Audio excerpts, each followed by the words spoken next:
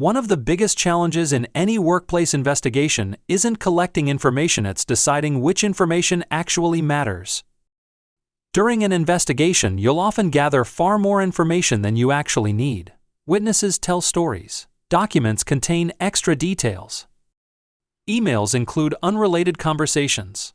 People bring up old grievances that have nothing to do with the allegation you're investigating. Your job is to separate the facts that help answer the investigation's key questions from everything else. In other words, you must separate the signal from the noise, or, as the old saying goes, separate the wheat from the chaff. So what makes a fact important? An influential fact is one that helps prove or disprove the allegation. It has a direct connection to the issue you're investigating and could affect your final conclusion. On the other hand, background noise consists of information that may be interesting but doesn't actually help determine what happened. For example, imagine a witness says, "John is always sneaky." Is that evidence? Number, it's an opinion. Now compare that with, "I saw John place company property into his backpack before leaving the building." That's an observable fact. It describes something the witness personally saw, making it useful evidence that can be evaluated alongside other information. One technique experienced investigators use is separating the evidence into undisputed facts and disputed facts. Undisputed facts are the things everyone agrees happened. Perhaps everyone agrees that a meeting took place at 2 p.m., or that 2 employees were present in the room. These facts create the foundation of your investigation. Disputed facts are the points where people's stories differ.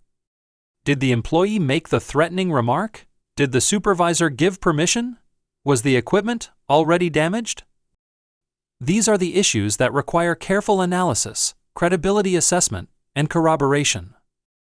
Interestingly, there are times when the undisputed facts alone are enough to answer the investigation's key question.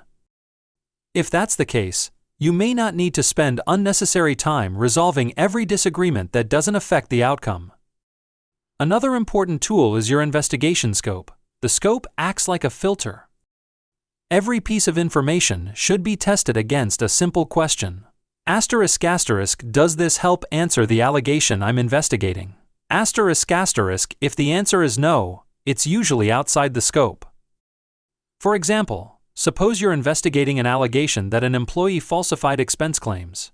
During interviews, someone begins complaining that the employee is often late for work. Unless attendance somehow relates to the expense fraud, it's outside the investigation scope. Recording it may only distract from the real issue and create unnecessary complications. However, investigators also need to recognize patterns. A single event may appear insignificant by itself, but several similar events occurring over time can become highly persuasive evidence. Imagine one employee reports that a supervisor regularly makes inappropriate jokes. One isolated comment may not tell the whole story. But if 5 different employees independently describe the same behavior over several months, those individual pieces of information begin forming a consistent pattern. Together, they may carry much greater evidentiary weight than any single incident alone.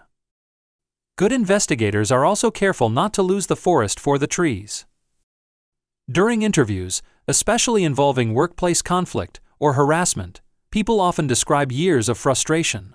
They may talk about unrelated disagreements, personality conflicts, or incidents that happened long before the allegation being investigated. Listening respectfully is important because people need to feel heard, but listening doesn't mean allowing the investigation to drift off course. The investigator's responsibility is to acknowledge the information, then gently guide the conversation back to the issues that matter. The same principle applies when deciding how much evidence to collect. An investigation doesn't end when you've interviewed everyone possible. It ends when you've gathered enough reliable evidence to make a reasonable finding. If 3 independent witnesses provide consistent, credible, and corroborated accounts of the same event, interviewing another 10 people who observed exactly the same thing may add very little value while consuming significant time and resources.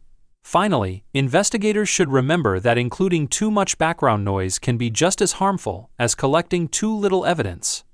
A report filled with irrelevant facts, side stories, and unnecessary detail makes it harder for managers, arbitrators, or courts to understand the reasoning behind your conclusion. It may even raise questions about whether the investigator understood what was actually important. At the same time, investigators should never discard information too early.